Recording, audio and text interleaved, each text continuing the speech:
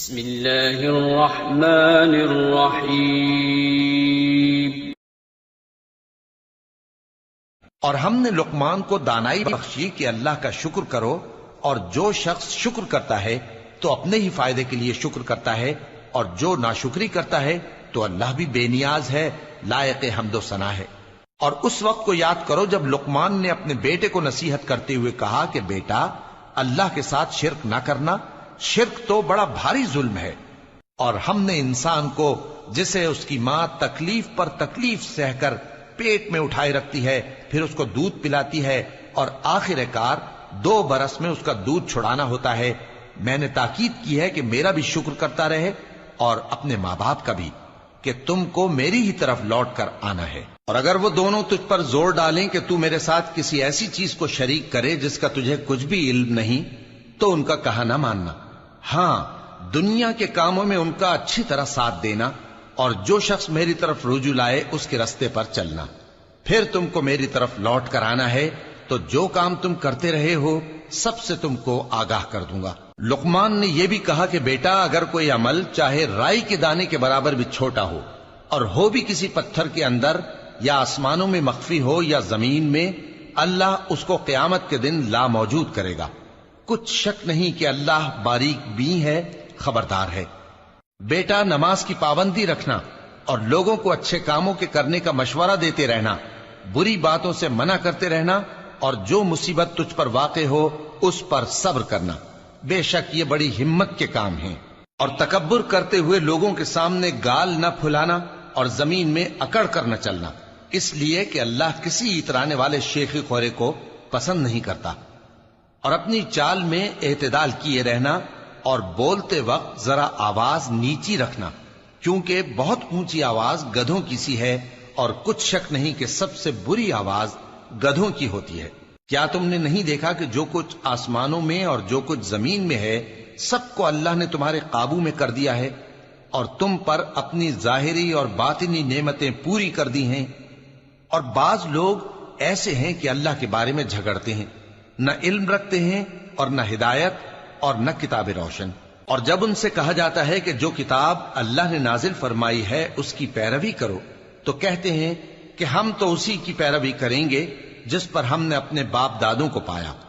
بھلا اگرچہ شیطان ان کو دوزخ کے عذاب کی طرف بلاتا ہو تب بھی۔ اور جو شخص اپنے آپ کو اللہ کا فرما بردار کر دے اور نیکوکار بھی ہو تو اس نے مضبوط کڑا تھام لیا، اور سب کاموں کا انجام اللہ ہی کی طرف ہے۔ اور جو کفر کرے تو اس کا کفر تمہیں غمناک نہ کر دے۔ ان کو ہماری طرف لوٹ کر آنا ہے، پھر جو کام وہ کیا کرتے تھے ہم ان کو جتا دیں گے۔ بے شک اللہ دلوں کی باتوں سے بھی واقف ہے۔ ہم ان کو تھوڑا سا فائدہ پہنچائیں گے، پھر عذاب شدید کی طرف مجبور کر کے لے جائیں گے۔ اور اگر تم ان سے پوچھو کہ آسمانوں اور زمین کو کس نے پیدا کیا، تو بول اٹھیں گے کہ اللہ نے۔ کہہ دو کہ اللہ کا شکر ہے، لیکن ان میں اکثر سمجھ نہیں رکھتے۔ جو کچھ آسمانوں اور زمین میں ہے سب اللہ ہی کا ہے، بے شک اللہ بے نیاز ہے، لائق حمد و ثنا ہے۔ اور اگر یوں ہو کہ زمین میں جتنے درخت ہیں سب کے سب قلم ہو، اور سمندر کا تمام پانی سیاہی ہو، اور اس کے بعد 7 سمندر اور سیاہی ہو جائیں، تو اللہ کی باتیں یعنی اس کی صفتیں ختم نہ ہوں۔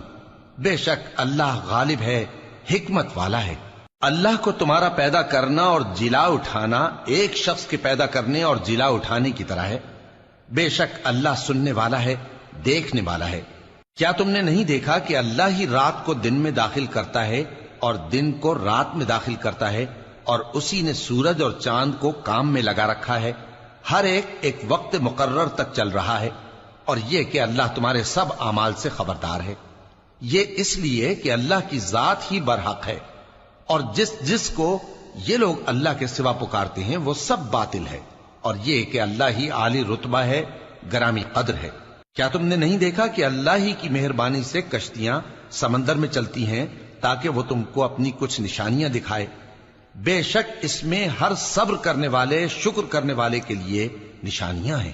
اور جب ان پر سمندر کی لہریں سائبانوں کی طرح چھا جاتی ہیں تو اللہ کو پکارنے اور خالص اس کی عبادت کرنے لگتے ہیں، پھر جب وہ ان کو نجات دے کر خشکی پر پہنچا دیتا ہے تو چند ہی لوگ انصاف پر قائم رہتے ہیں اور ہماری نشانیوں سے وہی انکار کرتے ہیں جو عہد شکن ہیں، ناشکرے ہیں۔